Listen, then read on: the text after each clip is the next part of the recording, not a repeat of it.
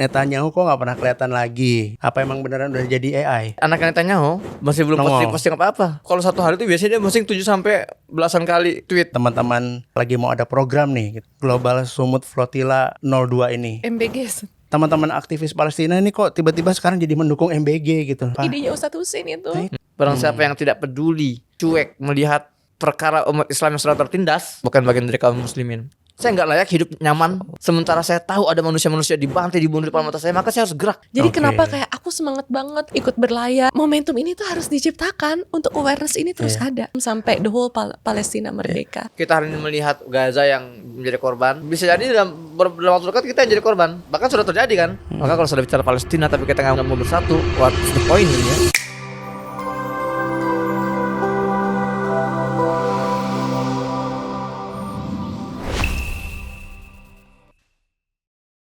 Assalamualaikum warahmatullahi wabarakatuh. The Sungkars and Friends, taqabbalallahu minna wa minkum. Selamat berlebaran. Mungkin udah agak telat, tapi lebih baik telat daripada nggak mengucapkan. Di podcast kali ini kita kedatangan lagi ada Ustadz Hussein dan Kak Ciki. Dua orang ini adalah tokoh yang patut kita ambil ilmunya dan pengalamannya. Yang tokoh Ustadz Hussein doang sih kan? Iya, tokoh pengamat Timur Tengah dan sekaligus aktivis kemanusiaan yang katanya ini akan berangkat ke Gaza lewat konvoi Global Sumut Flotilla 2.0. 2.0. Tahun lalu Oke. udah pernah. Berarti ada 1.0 dong. Ada kemarin. Tahun lalu 1.0. Tahun lalu ya. Oke. Ini sebelum kita ngebahas tentang topik kita kali ini, Ustadz, ini ada pertanyaan titipan netizen. Nama netizennya sih Gafar sebenarnya. Katanya Netanyahu kok nggak pernah kelihatan lagi? Apa emang beneran udah jadi AI? Sebetulnya dia sudah mulai muncul lagi beberapa pekan ini ya, tapi tetap kemunculannya juga dipertanyakan. Oh gitu. Jadi ada sempat sekitar sebulan dia tuh nggak muncul atau 3 pekan nggak muncul itu dan memunculkan video-video AI dan tidak ada klarifikasi apapun. Tiba-tiba muncul lagi nih. Ya, tapi di satu sisi anak Netanyahu, Yair, namanya Yair Netanyahu, itu sampai sekarang nggak salah dia masih belum posting apa-apa. Oh. Yair ini kalau satu hari itu biasanya dia posting 7 sampai belasan kali tweet.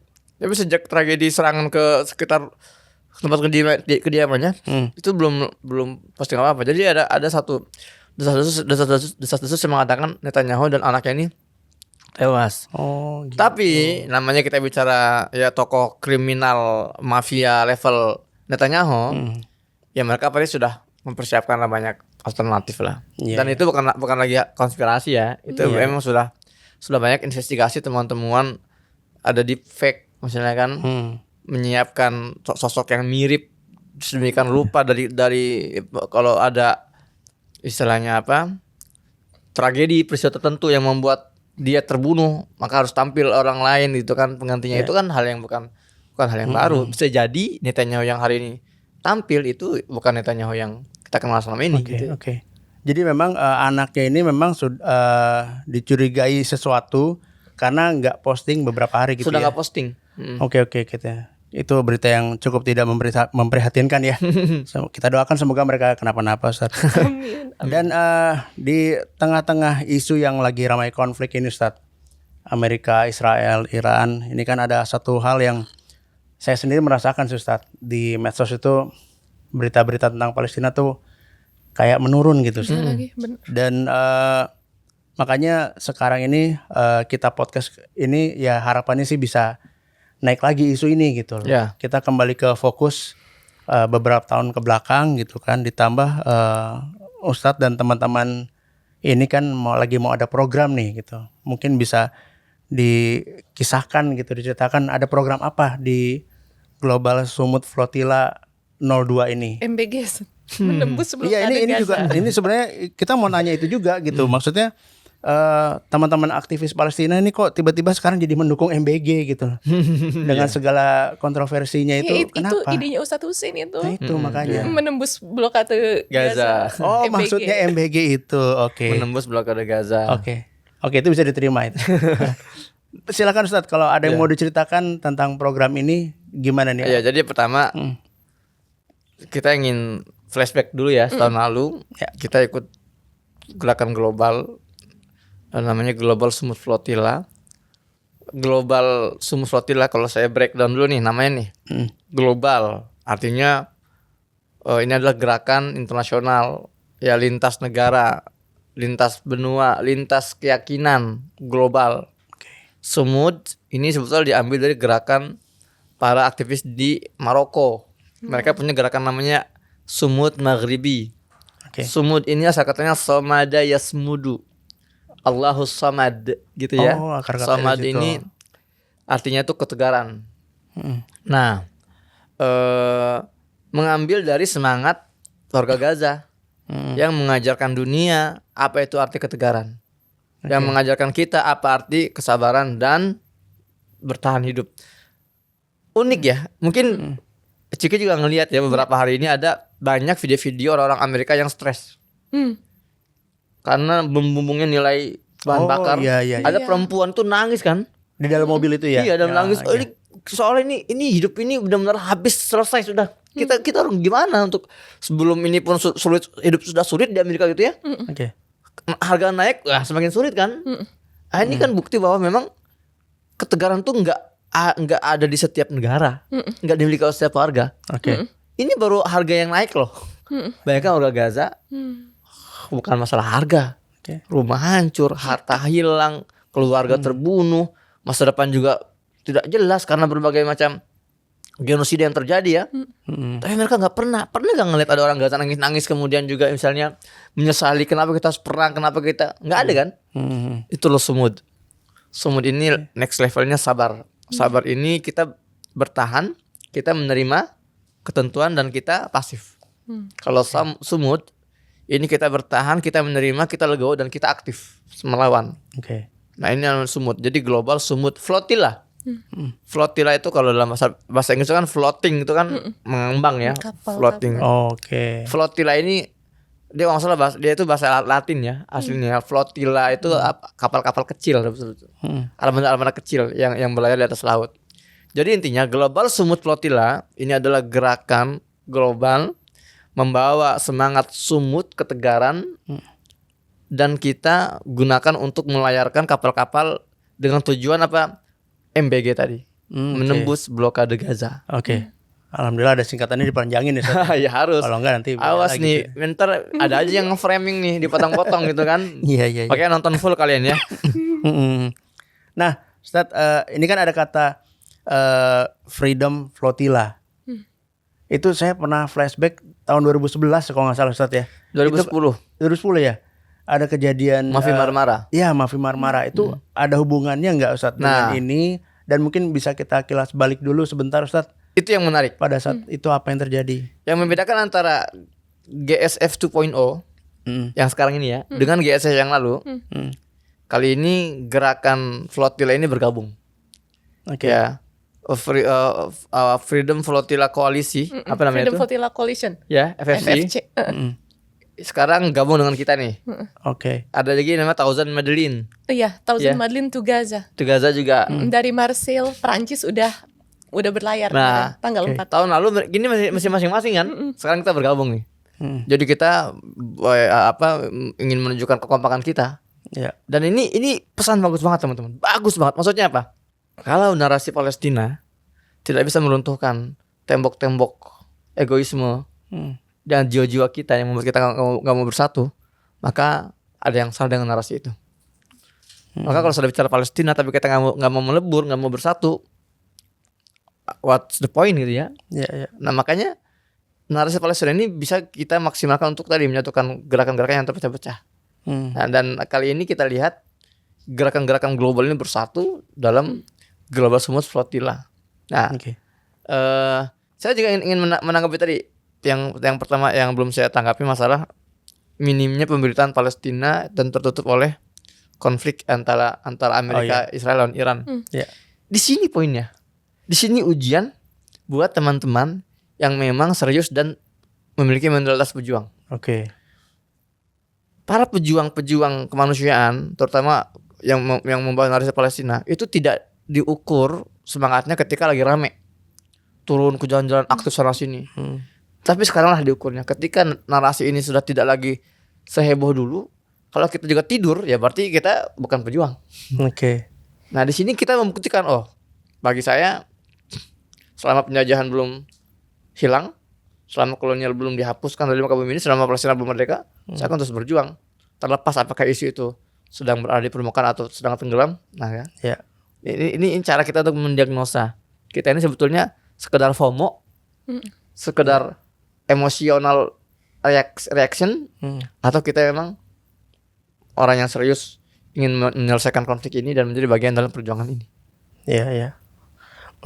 Untuk bisa konsisten menyuarakan Palestina ini kan nggak mudah, Ustaz. Apalagi untuk yang memang baru-baru melihat konflik ini sejak Oktober 2023. Iya. Nah makanya kan ketika awal itu kan memang rame tuh. Rame ya, bisa dibilang ya FOMO lah. Kami melihatnya, saya waktu itu melihatnya FOMO ini FOMO yang positif. Akhirnya ada FOMO yang memang saya bisa appreciate gitu. Nah menjaga konsistensi itu gimana ya Ustaz ya? Banyak variabel yang harus kita isi untuk kita bisa konsisten. Ayat Al-Quran menjelaskan itu, ada hadis Nabi menjelaskan itu. Saya akan ambil dari satu hadis yang ini viral banget, sering kita dengar ya. Ini cara Nabi sebetulnya menjaga agar kita konsisten dalam masalah ini. Nabi mengancam loh. Nabi SAW ini mengancam, man la yahtam bi amril muslimin aw mu'minin falaysa minhum. Barang siapa yang tidak resah, barang siapa yang tidak peduli, barang siapa yang cuek melihat perkara umat Islam yang sudah tertindas, maka dia bukan bagian dari mereka. Artinya bukan bagian dari kaum muslimin. Ini kan ancaman kan? Iya. Kalau sudah menggunakan ancaman, artinya harus kita perhatikan total nih. Kalau kita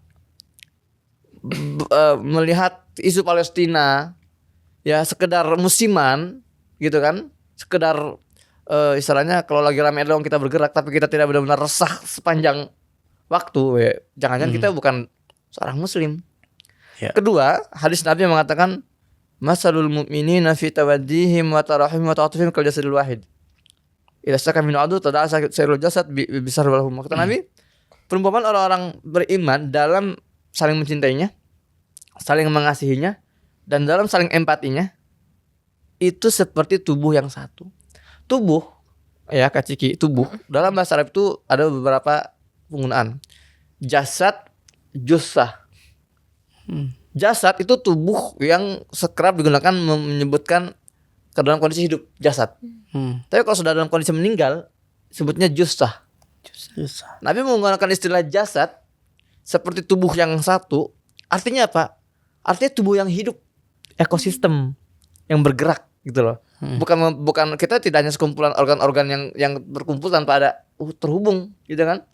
Makanya bagi teman-teman yang merasa muslim tapi tidak memiliki mentalitas tubuh yang satu. Apa sih tubuh yang satu itu? Kata Nabi kan, apabila satu tubuh terluka, maka tubuh yang lain itu akan kesakitan sampai panas dingin dan nggak bisa tidur semalaman. Itu bahasa Nabi. Besar walahumah. Ya, artinya apa? Itu benar-benar merasakan sekali, gitu ya.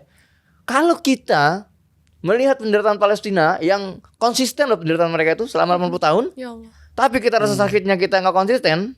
Kalau rame doang kita rasa sakit, tapi kalau nggak rame kita hilang rasa sakitnya. Jangan-jangan kita adalah bagian tubuh yang sudah diamputasi, Ya Allah.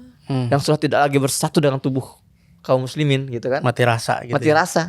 Kalau mati rasa mending, kalau sudah amputasi kan artinya kita sudah terpisah dari kalangan kaum muslimin ya. Ini salah satu variabel yang harus kita pahami untuk menjaga konsistensi ini. Terakhir, perjuangan kita membantu Palestina, ya itu kita bisa terjemahkan dalam konsistensi, dalam kata konsistensi. Iran sedang menghabisi Israel nih, habis-habisan nih, bom dengan roket-roketnya. Para pejuang Gaza, para pejuang Lebanon, para pejuang Yaman terus menyerang. Nah ini namanya perang hard warfare, ya perang berat gitu ya. Nah kita pun sedang berperang hari ini dengan Zionis, tapi dalam bentuk soft war. Tepatnya apa?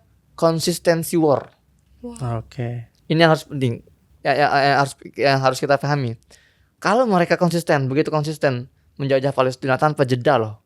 80 tahun lebih mereka menjajah Palestina, menjara, membunuh, mencuri. Ya Allah. nggak ada jeda mereka, nggak ada istirahat. Istirahat lu. Ini hari misalnya hari Easter, misalnya ini hari raya kita, nggak usah menjajah dulu, nggak ada.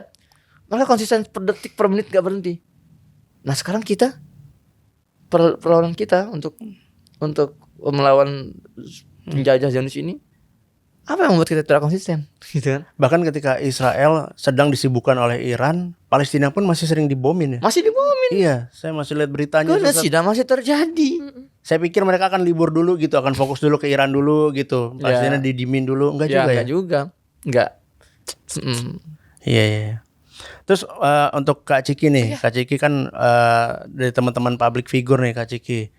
Gimana ngelihatnya Kak Ciki untuk ngajak teman-teman public figure yang ya dulu kita lihat kan ketika 2023 itu hype ya. Semua terlihat, semua halaman medsosnya itu udah nggak malu-malu gitu lagi menyuarakan gitu kan. Ya sekarang ya beberapa ada yang meredup, ada yang ini gitu. Kak Ciki sendiri melihatnya sedihkah atau memang itu sesuatu yang normal dan memang nanti someday mereka akan bersuara lagi kok gitu. Atau bahkan mungkin Kak Ciki melihat jangan-jangan mereka ada tekanan nih. Ya mungkin gitu. Bisa juga kan, kita nggak tahu ya pressure di setiap hidup orang tuh kayak apa. Tapi yang bisa kita kontrol adalah hal yang bisa kita lakukan. Jujur sedih lah ngelihat teman-teman yang awal-awal wow ngepost Palestine dan menunjukkan keberpihakannya banget. Terus lama-lama mungkin memang coping mechanism itu udah mulai terjadi. Jadi udah mulai terbiasa ngelihat masyarakat Gaza di genosida dan lain sebagainya. Jadi ngerasa kayaknya kalau gue bersuara nggak akan making big difference deh. Ada beberapa teman yang ngomong kayak gitu.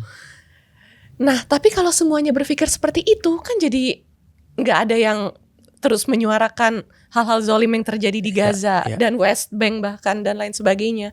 Jadi menurut aku mungkin emang gak semua orang ya teraktivasi untuk terus aware, menyuarakan, actively doing something untuk Baitul Maqdis, untuk Palestina.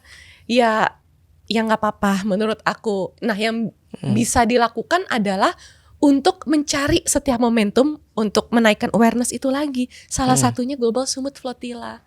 Jadi kenapa kayak aku semangat banget, aku mencoba untuk ikut berlayar dan lain sebagainya. Dan approach teman-teman, ngegandeng teman-teman.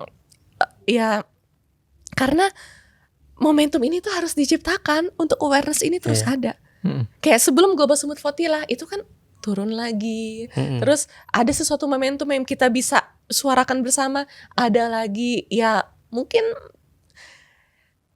sampai sekarang cara dunia berputar masih seperti itu. Jadi buat orang-orang yang konsisten ya yang bisa diusahakan adalah terus menciptakan momentum sampai the whole Palestina merdeka. Tapi informasi tentang Global Sumut Flotilla ini sampai ke teman-teman public figure-nya Kak Ciki. Jujur nggak semua sih. Gak semua. Bahkan beberapa atau ada baru yang tahu dari saya. Cik gue mau ikutan tapi nggak usah mention nama gue deh gitu. Ada nggak yang begitu? Atau gue mau ikutan berlayar dong gitu.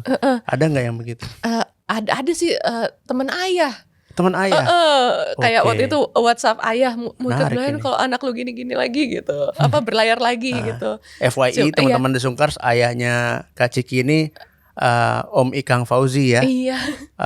Penyanyi era 80-an ya. Iya zaman dulu. Jadi teman ayah itu ada yang berminat ikut. Ada ini kalau nggak salah Om Tio Pakusadewo. Waktu itu ayah pernah cerita. Oh gitu. Iya. Dan ini kan mendadak banget ya yang GSF kedua. Jadi aku emang nggak sempat ngabarin dan emang jujur dari aku sendiri masih struggle izinnya.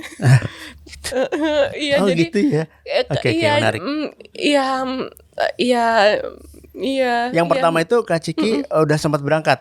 Udah tapi nggak berlayar. Nggak berlayar. Karena emang menurut aku belajar dari tahun lalu ya, namanya international mission tuh uncertainty-nya tinggi banget ya Stat ya. Ketidakpastiannya kayak kita ya. merencanakan Allah juga yang menentukan. Jadi wah fluktuatif dinamikanya tuh gokil sih. Pada saat itu kan juga Qatar. Tapi nggak kapok ya, hebat ya Kak Ciki. Nggak kapok ya? Nggak tahu Stat. Kak Bang. Iya. Terus gimana ketika yang Global Sumut Flotilla kedua ini ngomong ke ayah tuh gimana? Ya pelan-pelan. Ada deh nggak usah dibahas. Tapi ayah udah insya Allah udah ngizinin. Oh gitu. Iya. panjang sih Kak. Oke, gimana? Udah ya Kak. Ekspresi ayahnya gimana? Gitu deh. Ya bapak-bapak sih, bapak-bapak yang care banget sama anak-anaknya. Iya, apalagi anak perempuan ya. Iya. Oke. Gitu. Gak apa-apa kalau mau diterusin nanti bisa di-cut kok. Bahasa yang lain aja aku nggak enak. Iya. Tapi insya Allah ayah udah ngizinin sih, udah ngomong lama juga kemarin. Kalau Kak Bella insya Allah ikut. Enggak, jagain ayah. Oh iya. Kalau semuanya pergi kasihan ayah. Iya. Tapi kakakku tuh sangat amat mendukung. Kayak kalau Ustadz Huzain, misalnya teman-teman INH Putri apa kasih kabar kakakku tuh dateng gitu. Ngajak aku, Mbuk nanti kita ketemu aja di situ gitu kan. Emang kesibukan kita beda-beda. Kayak kemarin ada apa kick off MBG ya, yang di EQL menembus blokade Gaza itu. Kick off MBG. Oke, coba dipanjangin lagi biar nggak dipotong nanti videonya. Kick off GSF 2 Global Peace Convoy itu kakakku juga datang dan sangat amat into it banget. Bahkan ketika nanti kalau Mbub udah di sana, yaudah kita bikin grup ya untuk kita yang di sini terus bisa memberitakan dan lain sebagainya. Emang ngedukung banget sih. Oke, alhamdulillah. Ustadz Huzain, ini nanya lagi nih, kan kemarin juga kan kita melihat ada satu berita Ben Gvir ya. Ben Gvir itu keluar dari ruang sidang sambil minum, itu merayakan Knesset meloloskan UU hukuman mati untuk tawanan Israel. Tawanan Palestina. Ya, tawanan Palestina Di Israel. Nah ini saya mau nanya, nyambung dengan program Global Sumut Flotilla. Kan kalau nggak salah tahun kemarin itu ada yang ditangkap juga ya. Iya. Nah apakah ini hukuman ini bisa berlaku juga? Kan ini sesuatu yang serem juga ya. Pertama kita sebagai seorang muslim meyakini bahwa ajal tuh bukan di tangan mereka ya. Iya. Kedua, memang banyak detail-detail yang jarang difahami juga oleh teman-teman terkait rencana eksekusi mati. Ini yang saya dapat dari teman-teman di Gaza. Allah alam ini sudah ada review atau belum ya. Jadi eksekusi mati ini baru diterapkan kepada tawanan-tawanan baru. Kedua, nggak semua juga yang ditangkap lalu dieksekusi mati. Itu biasanya yang terlibat dengan rencana pembunuhan itu kan. Pokoknya ada level-levelnya kan, foundation itu ya. Selama ini di penjara-penjara Israel itu banyak warga Palestina yang ditangkap dengan kasus pembunuhan. Ada yang sampai membunuh berapa puluh tentara Zionis itu kan. Misalnya Abdullah Barghouti misalnya. Ya. Dan dia dihukum 67 kali seumur hidup. Berapa? 67 kali seumur hidup. 67 kali. Artinya berapa ribu tahun itu ya. Nah, tapi kali ini mereka ingin mengubah hal itu. Ingin mengubah ya udah kalau memang membunuh atau ada terlibat dalam usaha membunuh Zionis ya kita bunuh aja. Itu pun masih ada celah untuk sebetulnya digagalkan juga kan. Masih terus berlanjut itu perdebatan itu bahkan di kalangan parlemen Israel sendiri ya. Tapi kalau misalnya teman-teman GSF saya yakin nggak akan sampai berani mereka membunuh mereka teman-teman GSF yang tertangkap. Ya nggak akan lah. Karena mereka juga berhitung para partisipan GSF ini mayoritas itu dari North Globe. Ya Globe North ya. Global South. Global South.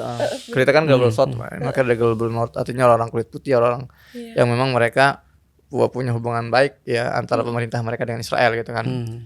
Jadi bestinya Israel gitu ya. Iya, besti Israel dan itu juga yang menjadi pertimbangan teman-teman aktivis global siapa nih yang paling strategis kita taruh di atas kapal-kapal itu ya. Kalau kita sih ya mohon maaf ya kita nggak terlalu worth it. Tapi Ustadz kan bisa jadi gini. Ini sih bukan overthinking ya Ustadz, tapi kan namanya penasaran kan. Saya harus nanyain ini gitu. Kan tokoh-tokoh yang ikut di GSF ini kan bukan tokoh-tokoh kemarin sore Ustadz, bukan yang hari ini ikut pertama kalinya. Ada kan tokoh-tokoh kayak Greta Thunberg sampai beberapa kali kan kayak ngotot banget balik lagi dipulangin. Aku yang muslim malu loh ngeliat mereka. Itu ya saya juga sama gitu. Muslim cowok juga ngeliat dia juga kok gini ya gitu. Ngotot gitu. Pulangin lagi, balik lagi, pulangin lagi.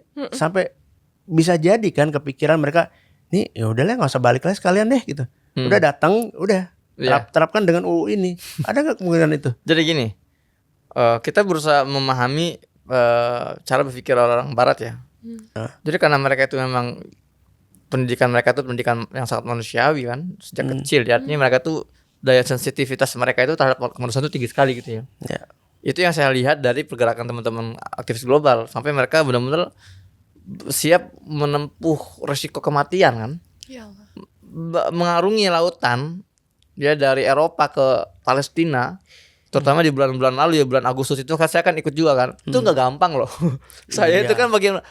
Jadi yang namanya ombak gitu kan 8 meter, 12 meter gitu kan. Kemudian juga dengan kondisi yang tak menentu, helikopter, kemudian kekuatan tempur Israel. Jadi karena mereka itu tidak sanggup, beban mental mereka itu tidak sanggup melihat ada pembantaian terjadi di depan mata mereka. Ya. Akhirnya mereka berpikir, saya nggak layak hidup di sini. Saya nggak layak hidup nyaman. Sementara saya tahu ada manusia-manusia dibantai, dibunuh di depan mata saya, maka saya harus gerak. Saya ingin merasakan penderitaan mereka. Kalau perlu saya mati, itu lebih baik bagi saya dibandingkan saya harus hidup melihat ketidakadilan terjadi di depan mata saya. Itu kan luar biasa. Itu bukti bahwa hati mereka tuh ya masih berfungsi secara normal. Kalau kita ini tidak sesensitif itu, berarti kita sedang sakit. Makanya kan saya kembali ke hadis tadi ya. Nabi ketika mengibaratkan satu tubuh, ketika tubuh itu sehat, ya kan? Pasti kan ngerasa nih ada sakit nih, misalnya ketusuk ke paku, kan langsung kerasa ke seluruh tubuh ya. Tapi kalau tubuh kita nggak sehat, misalnya ada diabetes, ya kan? Terus kaki itu ketusuk beling misalnya, yang sedih nggak kerasa kan? Iya. Itu kan tinggal lagi ada penyakit parah gitu loh.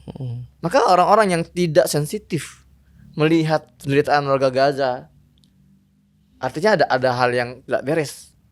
Dan itu pun tidak terjadi secara natural ya. Memang Barat pun, Amerika, kemudian Israel dan sekutu-sekutunya, mereka melakukan itu secara sistematis. Berusaha masyarakat ini dibuat tertidur dengan hiburan. Ya Allah. Ya, dengan fashion, dengan ya effort itulah, food dan sebagainya, dibuat berbagai macam pengalihan isu. Maka tugas kita hari ini melawan usaha-usaha itu. Momentum yang tadi dibilang oleh Ciki misalnya, ini momentum untuk mengingatkan yang lain gitu ya. Jadi meskipun gini, kita tagline gini ya selama ini ya, berhenti bereaksi, mulai beraksi. Berhenti bereaksi emosional, mulai beraksi strategis.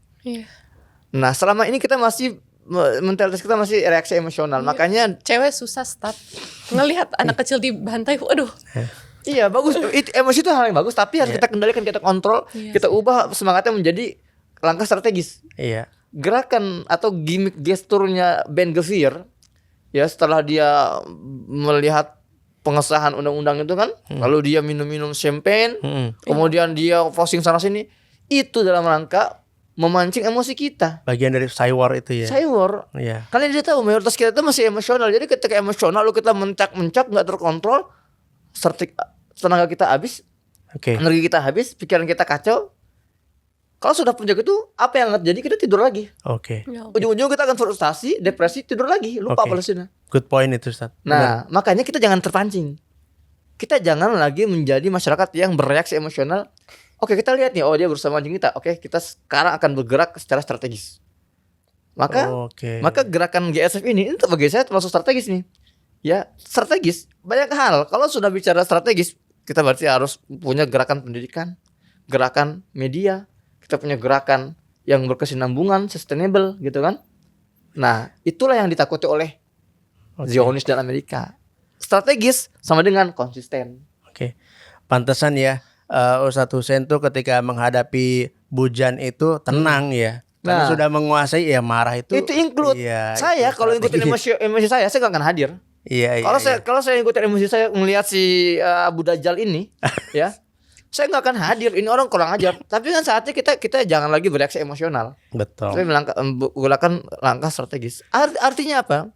Ketika dia muncul dan kontroversi itu booming, kan jadi banyak orang teredukasi tentang kisah kepahlawanan warga Palestina, saudagar yang akhirnya itu kan. Kalau nggak ada kontroversi, kita akan menjangkau berapa orang sih? Iya sih betul. Dan Ya. orang jadi belajar sejarah lagi. Orang jadi belajar sejarah. Bagaimana keterlibatan dulu the elder diplomat Indonesia perjuangannya dibantu Nah sama banyak itu.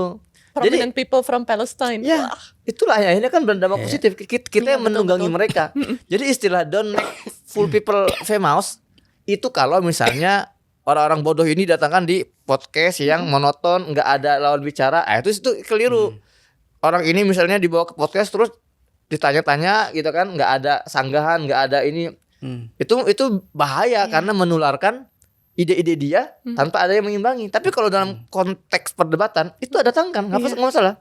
Iya, iya. Toh dunia juga melihat bahwa orang ini memang didatangkan karena kebodohannya gitu loh, Iya, ya kan? betul. Dan kita gunakan kebodohan itu untuk kita tunggangi dan kita sebarkan positif energi. Iya. Oke. Aku lihat video Ustadz, aku ketawa lagi makanya kayak nanar gitu cuma Iya, saya juga ngeliatnya gitu. Kayak satu saya tuh bilang, ya udah lo ngomong aja lah gitu. iya dapat aja soalnya- lagi kameranya. Soalnya faktanya berbicaranya sangat lain gitu. Jadi saya melihatnya Ustadz Hussein tuh udah tahu fakta, yang lain juga udah tahu faktanya nggak seperti yang dia bilang. Ya makanya gini, Jadi diem aja gitu. udah. metodologinya kalau kita ngelawan makhluk-makhluk seperti itu ya, jangan tanggapin serius. Ya, Jangan. argumen-argumen mereka jangan kita tanggapin dengan argumen kita juga. Kita pasti capek. Tapi aku shock sih, itu ngototnya pede banget saat Makanya- sampai nggak tega dengernya. Makanya pertanyaan saya kan sederhana kan? Sampai Mana- mana sama hostnya ya. Mana referensinya? Gitu aja. Iya. Dia ngomong cuap-cuap di 1 jam 2 jam misalnya kan. Di ujung kita tanya aja apa referensinya, apa sumbernya. Kalau nggak bisa jawab, runtuh semua argumen Betul. dia. Orang aja bikin skripsi atau jurnal ilmiah ada footnote-nya ya Ada di bawah. footnote-nya gitu. Ini Memang- menariknya ini Bang Ferry Amsari sekarang juga terlibat di GSF. GSF 02 jadi Oh, tim political Masya impact. Allah. Masya Allah. Keren. Yang Nah, kemarin mendebat Bapak itu, Bapak bestinya Ustaz. boleh dong disebut tokohnya siapa aja yang di GSF 02 ini. Kalau kemarin itu kan ada Mbak Wanda ya. Ada Kawanda juga. Kawanda. Udah berangkat duluan Kawanda kemarin. Udah duluan? Iya, di Oh. Prancis. Kan kemarin sempat pulangin. Sempat nggak jadi Iya. berangkat ya. Tertahan di mana gitu. Iya, di Sicilia. Oh, sekarang sudah berangkat lagi. Udah di Prancis Kawanda. Tadi Coba WhatsApp. fokusnya di political impact-nya ya. Political impact sama Bang Ferry Amsari sama Prof Heru sama aku lupa lagi ininya namanya. Oke. Ya bisa nanti ditanya langsung aja. Atau yang Kak Ciki ingat deh, public figure siapa aja yang kali ini ikutan berangkat berlayar. Kalau berangkat berlayarnya nggak ada kepastian sih. Oke. Aku sih pengennya berlayar ya. Cuma uncertainty di sana tuh, aduh bener-bener udah ngerasain dari tahun lalu. Jadi aku tahun ini siap mengalir aja dengan keadaan. Oke. Ya, Kalau begitulah. misalkan ditakdirkan tidak berlayar, sedih atau senang? Nggak tahu, udah kayak ngalir aja Mixed sih. feeling gitu ya? Sengalir itu. Sedihnya udah tahun lalu soalnya. Cuma Oke. kayaknya Udah aku akan latihan. coba terus. Misalnya nanti nggak dapet Barcelona, ada di Italia, ada di Greece, ada di Turki. Jadi tahun ini tuh, kalau tahun lalu kan misalnya dari Barcelona parkir dulu nih di Tunisia kan, kayak Thiago, Greta, Berlabuh Rima dulu Hasan gitu. dan lain sebagainya. Nah kalau tahun ini tuh ketemu di tengah. Oh, Greta ikut lagi yang kali ini? Aku nggak tahu lagi. Yang Kita kayaknya ikut sih. Nggak nggak ada belum kabar. lihat infonya ya? Karena Greta Oke. tuh ditarget banget sih. Target banget, Jadi ya, udah berkali-kali. emang kadang-kadang surprise ada Greta gitu. Kayak aku ngeliat steering committee juga menjaga Greta karena dia paling ditarget. Kayak dia Iya, apa-apa oke. salah kasihan gitu. Oke. Ditunggu ekoteroris.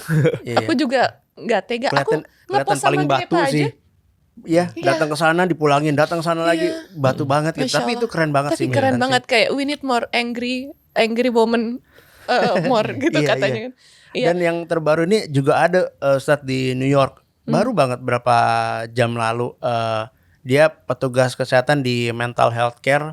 Ada nggak videonya nyampe di Ustadz, dia nyamperin para tentara IDF di sebuah di New York gitu. Tongkrongan gitu ya? Iya, tongkrongan.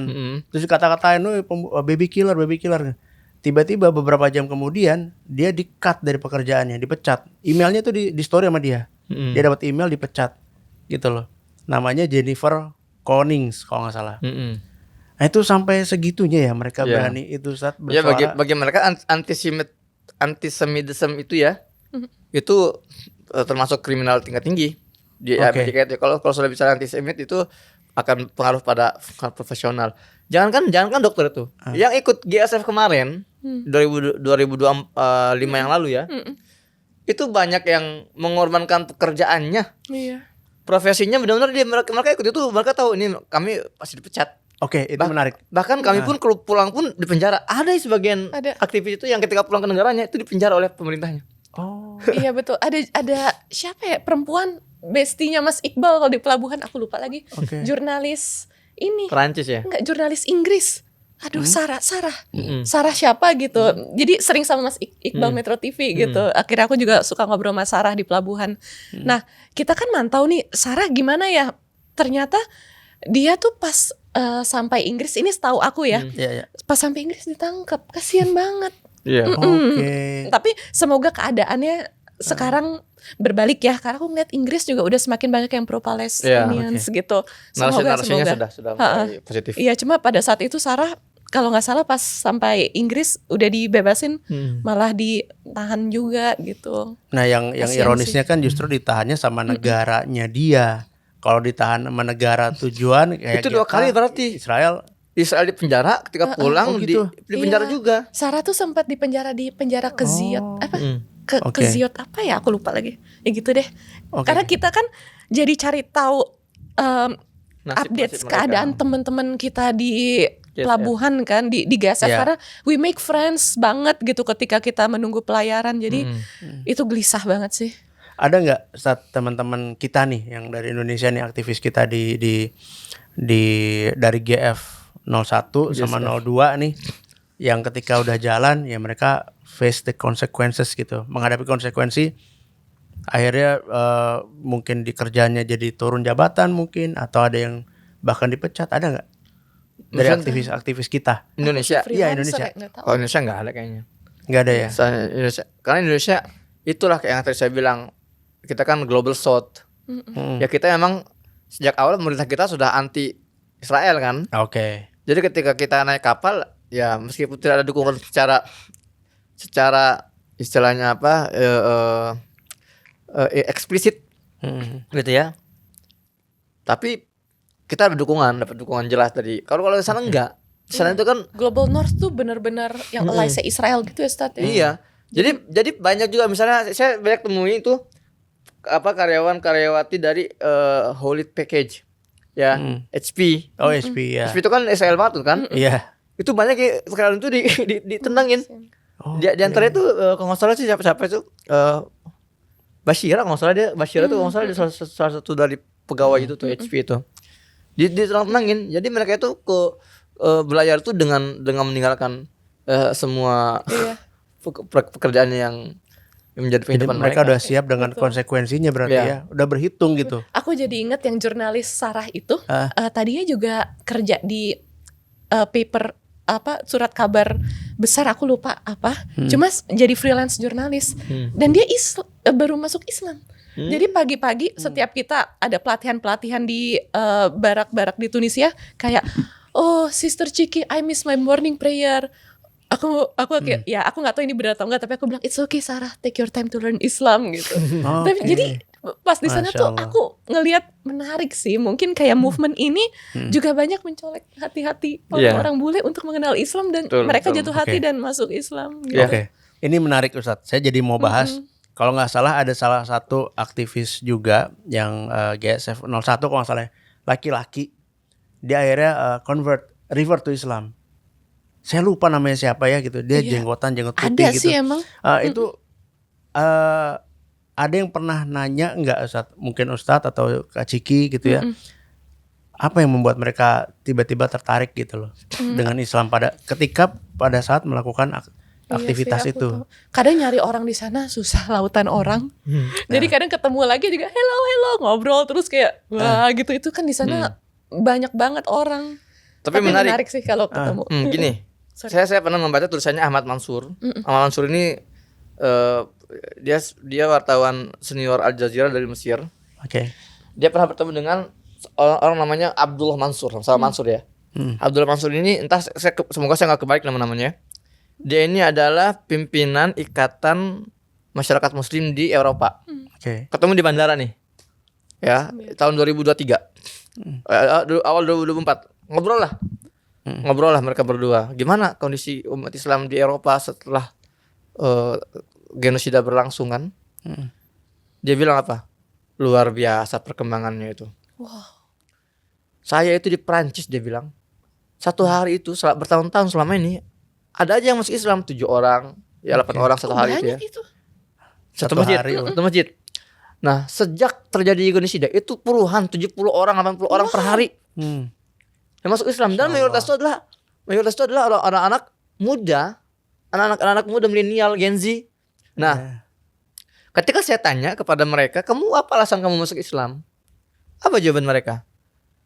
Syekh, kami ini hidup dengan semua harta yang kami miliki, dengan semua kenyamanan, fasilitas.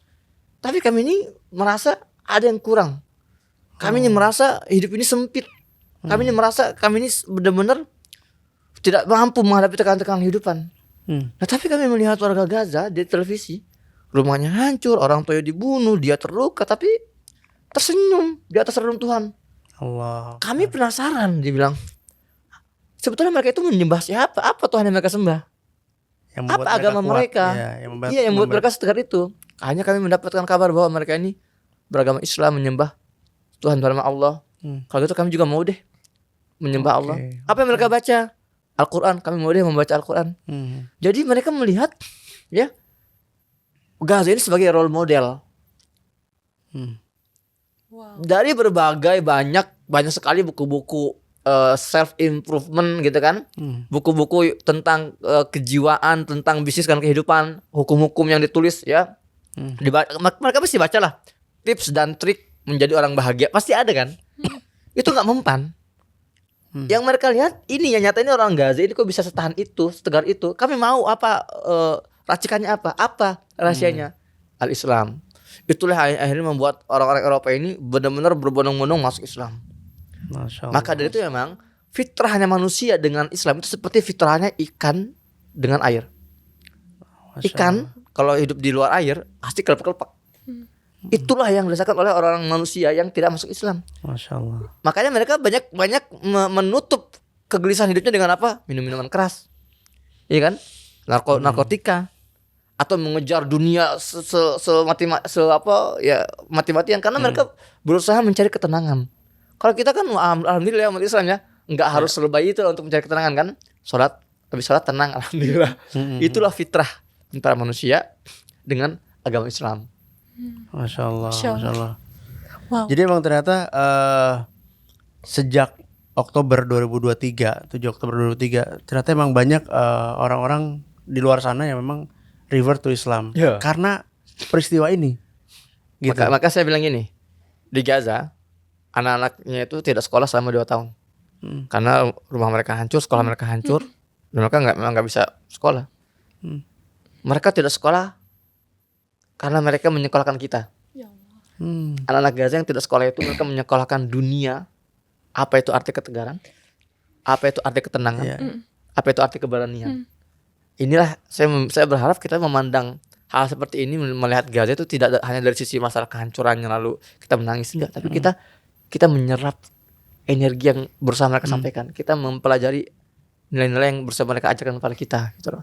Ini yang akan membuat kita akhirnya semakin bersyukur mengenal mereka dan semakin memunculkan semangat kita untuk membantu mereka. Iya. Ini kan jadi kayak mirip ini Ustaz, ketika dulu 9/11 WTC itu kan setelah kejadian itu kan juga sama, gelombang orang memeluk Islam jadi semakin banyak justru karena penasaran kan gitu, orang pada blaming Islam penyebab teror ini, malah ketika mereka cari sumbernya malah mereka akhirnya masuk Islam. Nah, mirip dengan kondisi peristiwa di Gaza sekarang yang membuat orang akhirnya jadi rethinking ulang gitu, apa yang membuat mereka kuat. Nah, balik ke GSF ini, berarti GSF ini bisa dibilang juga bagian dari syiar itu juga dong ya? Ya. Bagian dari syiar bahwa ya inilah ketegaran orang-orang di GSF ini sampai ada GSF kedua. Karena GSF pertama kan bisa dibilang berhasil nggak Ustaz? Saya belum berani menilai. Lebih dari berhasil. Berhasil? Lebih dari berhasil. Impactnya sih berhasil ya. Iya. Impactnya oke. Jadi hasil evaluasi kami ya teman-teman di lapangan, apa yang didapat dalam GSF 1 itu jauh melebihi ekspektasi kita. Oh, Masya Terutama Allah. masalah narasi dan medianya. Oke, Masya Allah. Sampai gini, kan itu kan awal Agustus ya, akhir Agustus awal September GSF itu ya. Saat itu sedang terjadi peperangan di beberapa medan di Gaza itu, di medan tempur antara militer, di medan politik, di medan diplomasi antara para petinggi, dan di medan media. Ini pertempuran yang benar-benar semuanya benar-benar berkecamuk besar gitu ya. Nah, di pertempuran di diplomasi saat itu memerlukan tekanan dari luar. Ya. Israel ini memang harus ditekan. Saat itu Israel itu berusaha untuk Netanyahu, ketika saya bicara Israel kita bicara Netanyahu. Itu berusaha untuk kita harus menyerang kekuatan Gaza yang tersisa yang ada di Nusayrat, jalur Gaza Tengah. Utara sudah hancur, selatan sudah hancur.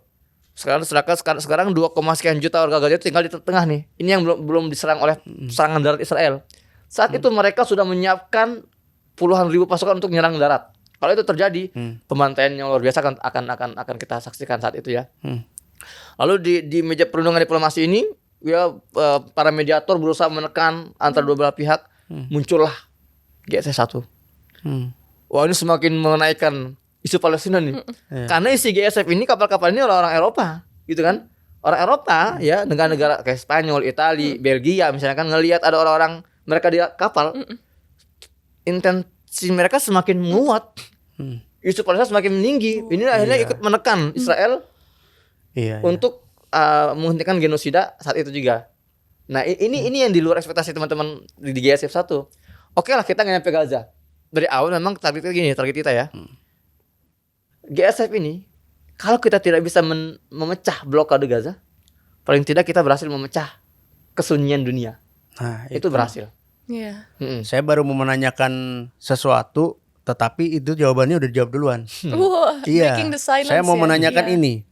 Kan ini ada GSF lagi 02. Nah, di internet tuh ada aja kan yang sinis. Ini yang pertama aja begitu, ngapain sekarang berlayar lagi? Bukannya kemarin gak berhasil. Tanggapannya gimana? Tanggapannya ternyata udah dijawab duluan. Jadi keberhasilan itu barometernya bukan kita nyampe atau enggak gitu ya. Yes. Tapi keberhasilan itu kan ada banyak indikatornya. Betul. Oke. Iya. Pokoknya gini, intinya teman-teman. Sekalipun kita kali ini nggak bisa tembus Gaza lagi gitu ya. Pokoknya selama Gaza masih di blokade, kita akan terus dobrak.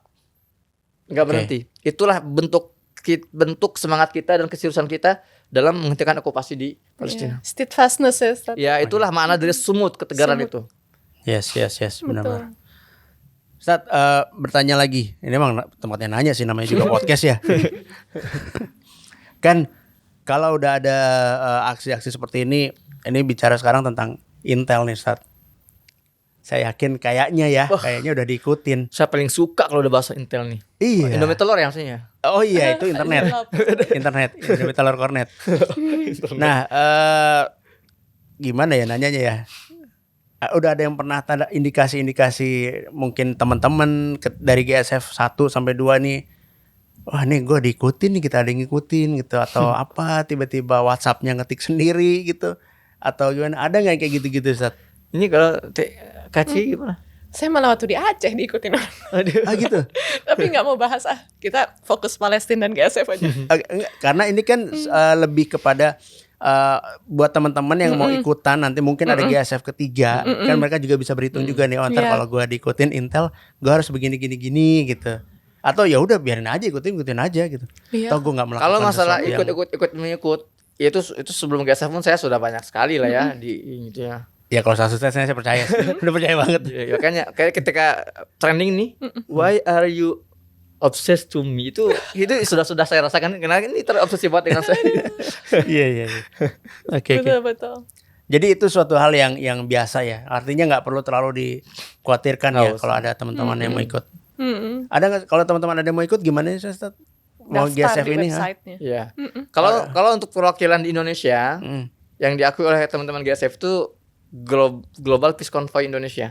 Teman-teman silakan kalian follow aja akun Global Peace Convoy. Di situ kita akan update pendaftaran yang akan datang, kemudian aktivitas gerakan global. Oke. Ya, silakan di-download, di-upload dan dipantengin terus biar kalau teman-teman nggak ketinggalan gitu ya. Di follow Instagramnya. Follow Syarat intinya yang mau ikut berlayar apa? Nanti sebetulnya satu dia harus manusia. Oh iya. Artinya nanti kan akan ada forum ya. Okay. Forum isinya itu berbagai pertanyaan. Dan memang hal seperti ini sebetulnya apa istilahnya ya, bukan eksklusif ya. Artinya informasinya memang nggak bisa menyebar terlalu masif karena kan kita kan harus di screening juga ya. Ya ada sistem vetting takutnya juga. ikut sana malah ngerepotin nanti kan. Iya, tapi mabok laut atau apa gitu. Sebenarnya kan kita daftar dulu di website utamanya tuh Global Sumut Flotilla, GSF. Nah itu aku meluangkan waktu sampai 2 jam sih untuk ngisi form ya, karena banyak esai. Setiap pertanyaannya dijawab pakai esai dan bahasa Inggris, jadi mesti mikir emang. Lebih enak di laptop nggak di HP. Awal-awal di HP aja aku akhirnya cancel, lebih memilih malam hari di laptop gitu. Jadi ketika udah masuk, baru nanti kayak koordinator dari Indonesia, Uni Maimun yang sekarang itu biasanya nggak approach, Ciki udah daftar ya, namanya udah masuk gitu. Ya gitu-gitu. Nanti proses berikutnya keterima atau nggak apa lihat di email ya. Terus nanti dicolek, udah lihat belum emailnya, nggak ada. Oh ternyata malah di bagian kolom spam gitu masuknya, nggak tahu kenapa. Ya gitu-gitulah. Jadi emang kalau untuk berlayar memang harus daftar ke website Global Sumut Flotilla. Terus nanti yang dapat balasan apa gitu-gitu ya akan dikoordinasikan bareng Global Peace Convoy IGPC Indonesia. Gitu ya, setahu aku bener nggak Stat? Betul. Gitu sih. Nah Stat, kan kalau soal safar ini kan saya pernah baca ya, ada hadisnya ya kalau nggak salah, setiap kali pergi itu harus meninggalkan wasiat ya. Itu gimana Ustadz Hussein? Kalau Ustadz Hussein sih mungkin udah sering kali ya. Sering keluar dia surat wasiatnya mungkin udah setumpuk kali, jadi satu buku kali. Dan setiap wasiat mungkin beda-beda gitu. Ada revisi. Nah kalau yang baru berangkat Ustadz, itu memang diwasiatkan apa, dikasih tahu begitu, bikin surat wasiat gitu. Sebetulnya kalau kita nggak ada sih gitu. ya. Aku enggak. Iya. Enggak. Kalau kita belum ada, tapi ini dia bagus sih untuk kita coba. Saya belum ada anak, belum ada ini juga sih. Tapi kan tetap biasanya kan sunahnya begitu ya. Setiap safar pergi bikin wasiat apapun itu.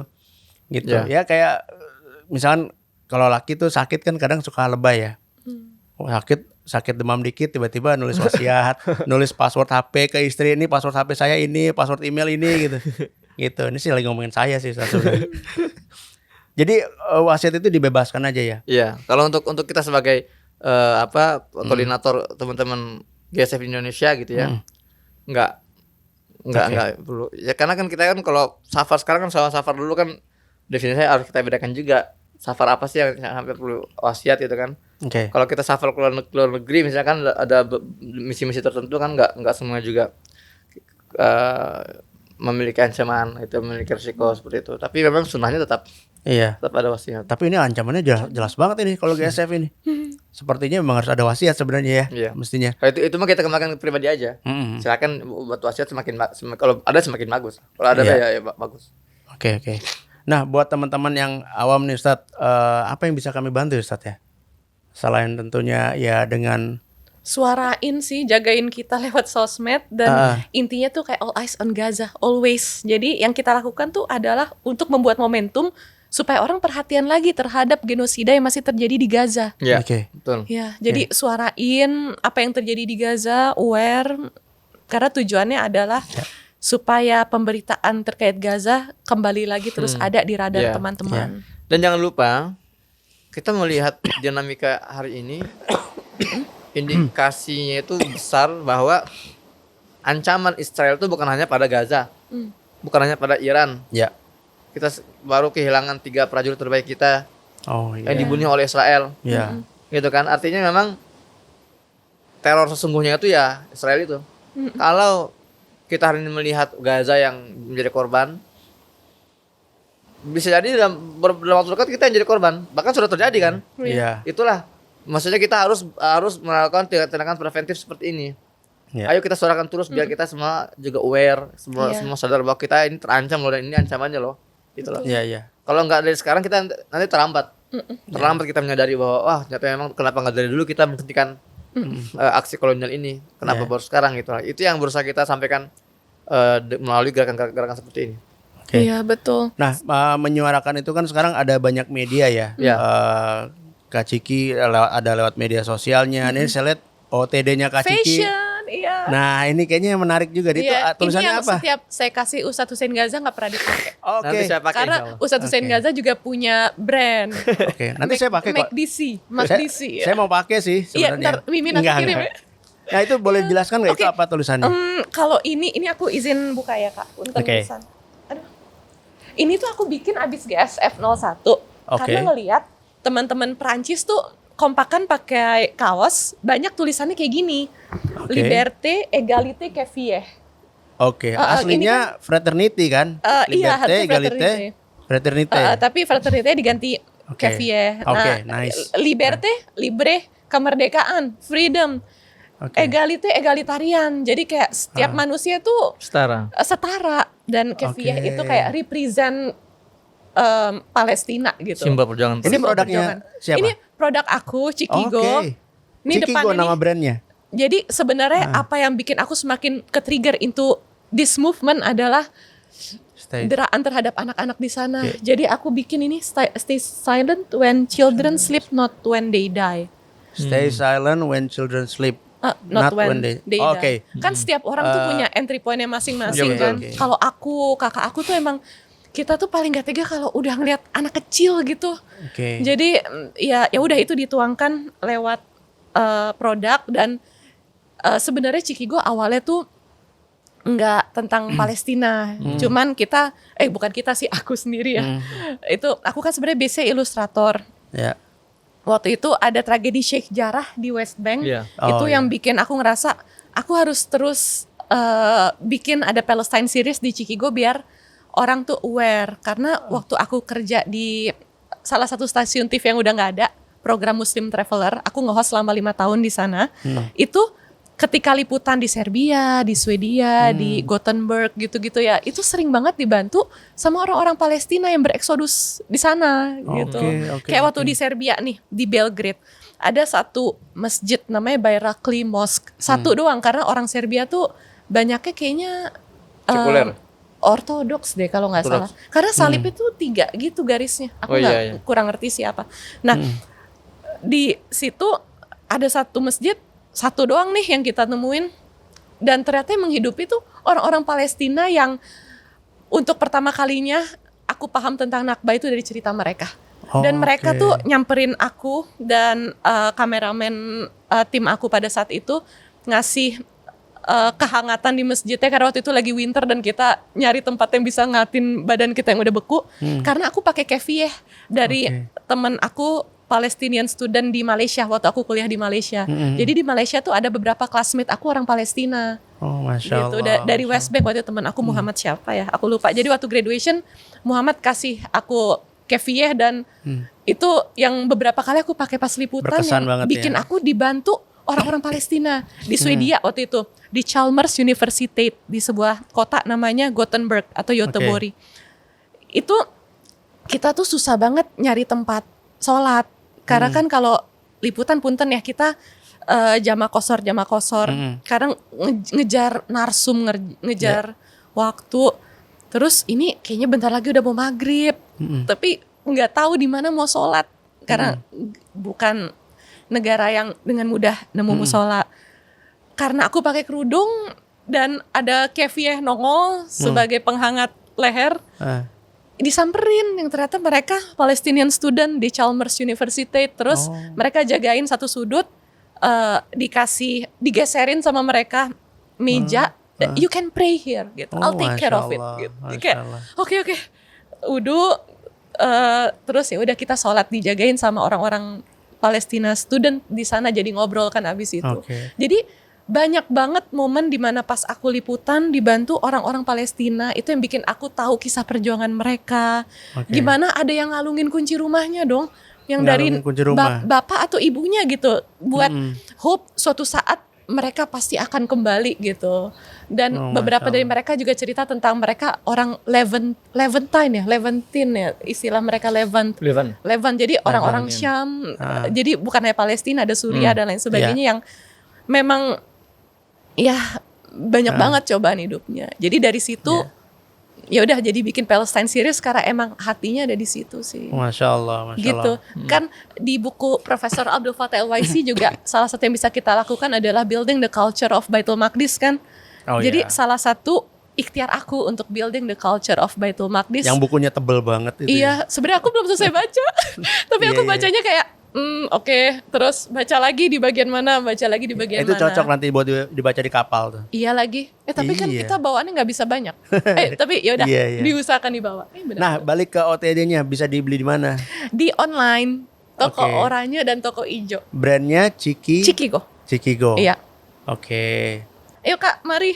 Tapi emang aku kan silakan terus langsung live streaming gitu. Oh iya. Emang mungkin rada pop culture karena emang mensasar pasar-pasar yang mungkin belum aware sebelumnya. Bagus banget. Tapi bagus banget. Masya Allah ya, kayak kemarin aku pernah syuting sama Acha Septriasa kemarin, syuting film yang Acha mungkin awalnya nggak gitu aware, terus aku kan cerita, aku kasih jaket Palestine dan dipakai gitu, dipakai di Sydney juga. Aku tuh kayak ngerasa, lewat karya kalau kita bikin yang keren dan pop culture itu bisa juga raising awareness, mungkin pelan tapi cukup works out really well di circle aku. Keren. Gitu sih. Oke, berarti ada banyak cara ya sekarang ya untuk bisa bersuara ya. Jadi nggak ada alasan untuk yang suara gue tidak berarti gitu. Ngapain gue ini gitu. Banyak peran yang bisa diambil. Banyak peran gitu kan. Ya salah satunya ya lewat outfit of the day gitu kan. Ini lewat pop culture sih ya. Iya, berarti lewat lebih pop tepatnya. culture. Karena di luar juga seperti itu sekarang. Iya. Gitu lebih dilihatnya tuh lebih keren gitu. Iya. Dan ini lebih relate. betul. Iya, lebih relate gitu. Banyak dipakai teman-teman non muslim juga. Masya Allah, kaget Masya waktu Allah. demo gitu. Iya. Wah gitu, dan beli mereka tiba-tiba nge-tag, aku nggak tahu. Iya. Nah, back to konvoy lagi nih Ustadz. Konvoy GSF ini nih. Kalau ternyata ini kan sampai saat ini masih 50-50 ya antara tembus atau enggak nanti ke sana. Iya. Kalau seandainya tembus, Ustadz, Allah takdirkan tembus. What will you do? Kita sudah membuat semacam itinerary. Kita sudah membuat apa sih kegiatan kita kalau tembus ke sana kan? Oke. Ya kita kan juga kapalnya kan membawa bantuan juga, ya membawa tim medis juga, membawa orang-orang ekspertis untuk bisa membersamai warga Gaza yang memang membutuhkan. Karena kalau kita mengandalkan perbatasan darat itu belum bisa tembus. Belum bisa tembus, nggak boleh ada orang-orang atau delegasi internasional yang masuk ke Gaza. Maka kita berusaha nembus lewat jalur laut yang ini ya istilahnya lebih realistis ya. Karena kalau perbatasan darat ini kita akan dibenturkan oleh saudara kita orang Mesir, orang Yordan gitu kan. Oke, perbatasan itu darat gitu ya. Kalau perbatasan darat kan kita langsung face to face dengan Israelnya dengan Palestinanya gitu ya. Jadi itu sudah ada beberapa agenda para teman-teman aktivis yang akan tiba di Gaza dengan catatan, dengan asumsi kita tembus gitu ya. Kalau nggak tembus, paling kita masuk ke penjara lagi. Kita akan coba lagi tahun depan. Gitu.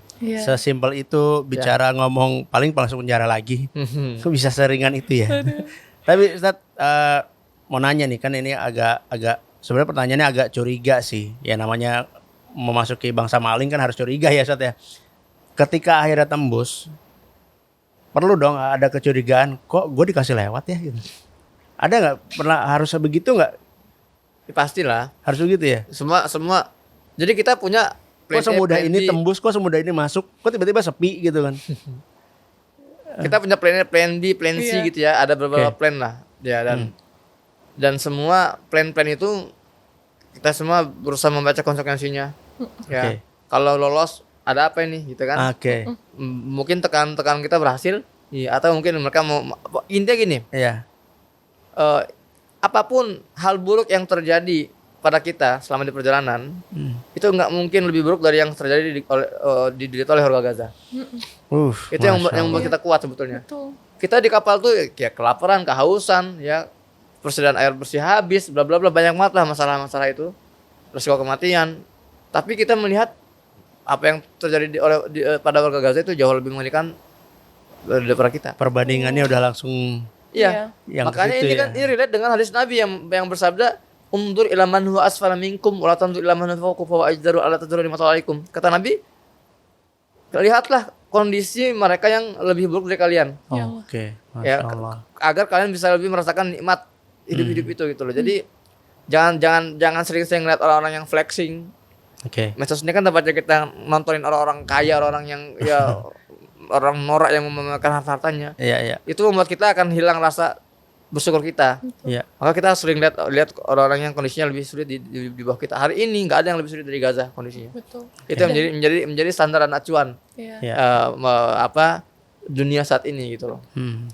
Kalau kita lihat dari pelatihan waktu di Tunisia ya, GSF 1.0 sebelumnya, jadi kita dipersiapkan dengan berbagai skenario A, B, C, D. Kalau misalnya di intercept gimana, jadi memang dipersiapkan untuk menjadi individu yang mempersiapkan diri. This is non-violent sailing. Jadi kalau IDF sayapnya 13, bahkan kita diajarin jenis-jenis IDF-nya. Iya, kayak wow, ini fitur-fiturnya kayak Kopassus ya. Yang bisa underwater gitu-gitu, cara mereka intercept misalnya dari Skoci, helikopter dan lain sebagainya. Kayak gimana benar-benar harus menunjukkan non-violent sailing, tangan di atas atau di depan sejauh mungkin. Aku sempat nanya, gimana kalau aku ada asma nih? Ya harus ditahan, tapi harus segala sesuatu yang important banget di diri kita harus nempel di badan. Jadi semua harus pakai belt atau vest dan itu harus benar-benar selalu nempel. Ada paspor dan lain sebagainya. Karena kalau di intercept, tas-tas tuh emang udah wassalam. Terus bagaimana kita harus pakainya udah phone burner. Jadi phone yang ketika nanti ada dikabarin ada indikasi akan diintercept, kita harus ngelempar ke laut. Bahkan cara ngelemparnya juga udah diajarin sih. Jadi kita nggak boleh begini karena nanti dikira ngelempar granat. Jadi harus gitu. Sedetail itu ya. Berbagai skenario tuh diajarin waktu di Tunisia kemarin persiapan. Terus misalnya kita sampai ke sana kayak misalnya bergerak dari rumah sakit ke rumah sakit untuk tidak menciptakan kerumunan. Dan sekarang kan ada tim yang membawa eco builders ya, Stat ya. Barang-barang bangunan gitu untuk nge-build Gaza. Ada kapal yang bawa eco builders. Yang khusus membawa bahan-bahan bangunan itu ya. Ada kapal Greenpeace juga, Greenpeace Italia kalau nggak salah. Dan kayaknya tiap hari tuh ada aja update. Aku belum update lagi sih hari ini negara apa bawa apa lagi ya, Masya Allah. Jadi emang berbagai skenario. Kalau belajar dari yang di Tunisia kemarin, kita dipersiapkan ABCD. Bahkan ada satu hari di mana kita mempelajari dari CCTV pelayaran sebelumnya dari Mafi Marmara salah satunya. Yang 2010 itu. Yang benar-benar kita kulik dari berbagai CCTV supaya tidak terjadi lagi seperti itu. Oke.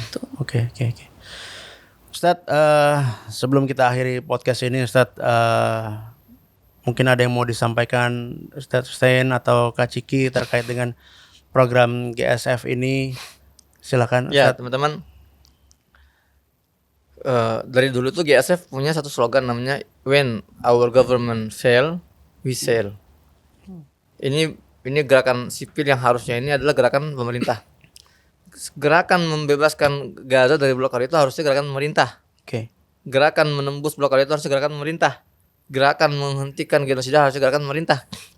Tapi kita nggak bisa juga ya terlalu fokus dalam menunjuk pemerintah sementara kita tidak bergerak dalam tataran kita secara individual. Maka dari itu gerakan ini adalah gerakan kita semua, gerakan sipil bersama. Satu yang tadi belum dibahas juga, kita ikut berkontribusi besar dalam namanya global funding. Gerakan ini kan perlu funding kan, perlu dana kan. Dari mana dananya? Apakah ada satu orang kaya khusus yang membayar? Enggak, ini gerakan gotong royong. Indonesia tahun lalu kita membiayai sekitar 500.000 USD. Insyaallah. Ya. Dan kali ini kita juga targetnya sama 500.000 USD. Dan ini kita peluang buat teman-teman juga yang mau ikut berkontribusi. Membantu Gaza, teman-teman tidak melulu bicara masalah logistik, tidak melulu bicara masalah sembako. Tapi gerakan untuk memecah blokade pun ini juga sebuah langkah yang harus kita dukung. Tidak hanya dengan doa, tidak hanya dengan narasi tapi dengan materi. Oke. Maka kita juga akan membuka ya peluang buat teman-teman yang mau berkontribusi menjadi bagian dalam GSF ini. Mungkin tubuh kalian tidak bisa ikut tapi semangat kalian, harta-harta kalian juga ikut dalam proyek besar ini. Oke. Seperti itu. Semoga ya kedepannya bisa lebih banyak yang ikut. Iya. Bahkan kalau perlu insya Allah Indonesia, kita punya satu prospek ke depan. Indonesia akan menjadi negara yang akan mengomando gerakan global ini ke depannya. Dan itu perlu kerjasama dari semua elemen, dari semua pihak. Ya, seperti itu. Kalau mau kontribusi itu ke mana, Ustaz? Bisa lihat di Linknya mana? bisa ditaruh sini. Ya, bisa. linknya bisa taruh sini atau di deskripsi di komentar, Bener. atau Oke. kalian bisa teman-teman datang kunjungi Global Peace Convoy Convoy. Indonesia GPCI di Instagram, nanti itu ada di bio. Insyaallah. Oke. Iya. Siap. Kak Ciki ada yang mau disampaikan? Sama. Intinya sebenarnya Mungkin ini- buat ayah mungkin. ya, I love you. Jadi sebenarnya ini gerakan global dan butuh dukungan teman-teman semua. Kita ingat aja kata Bung Hatta, ini kan backbone Indonesia tuh guyup ya. Oke. Guyup ini nih harus terus kita jaga. Semangat patungan, semangat gotong royong. Dan sekarang kita gotong royong untuk menembus blokade Gaza. Insyaallah. Insyaallah. Insyaallah, insyaallah. Ustaz Hussein, Kak Ciki, terima kasih sudah hadir di Desungkar. Sama-sama Kak. Kita ramaikan lagi ya Palestina di medsos ya. Iya. Teman-teman, terima kasih juga sudah menyaksikan. Jangan lupa kita ramaikan selalu, isu Palestina ini bukan isu FOMO, tapi seperti kata Ustadz Hussein, ini adalah pertarungan konsistensi. Ya. Jadi semoga dengan berlayarnya GSF ini bisa membangkitkan semangat kita lagi untuk mengabarkan isu-isu Palestina. Amin. Seterusnya sampai Palestina merdeka. Amin. Insyaallah. Terima kasih Ustaz Hussein, Ya, Kak sama-sama. Ciki. Kita akhiri. Wassalamualaikum warahmatullahi wabarakatuh. Waalaikumsalam warahmatullahi wabarakatuh.